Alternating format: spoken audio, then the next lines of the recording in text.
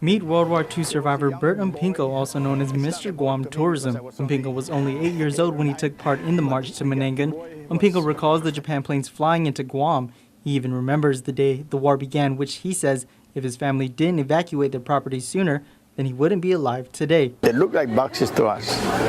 They turned out to be bombs because I was one of the ones rushing out there to get it. That was bigger than the other boys now. I was rushing to get it, and luckily we were too far away because as they reached the ground, they were exploding. After a near-death experience, Umpinko says he and his family waited out most of the war in Chalampago and soon found themselves involved in the Menangan March as ordered by Japanese troops. Umpinko says thousands of people gathered in Menangan daily, bringing no food or supplies. Umpinko says it's especially hard when he draws up the wartime, as he says he was abused by the Japanese.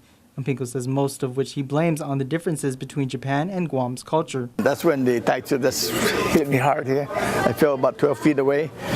Come back, they hit me again, and they went back again, fell that way about 12 feet. And then I turned around and each one of us was kicked from behind, you know. I landed about 6 feet forward, my face on the grass. The Japanese ambassador to the United States made a formal apology in San Antonio for the Bataan Death March during the war over the weekend.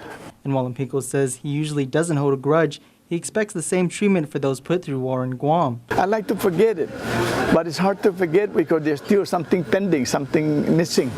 And if the Japanese had earlier come in and say, no, don't go aside, at least not excuse us, if we did not, there was no intention of making this thing last long. We thought that you are Pacific Islanders, it's easy to take you over.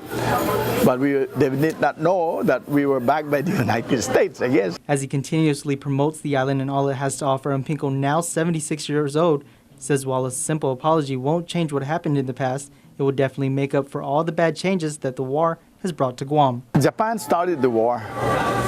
They were trying to expand their resources. They were trying to expand, their holdings. And we were victims of war. Our island was a very peaceful tropical island.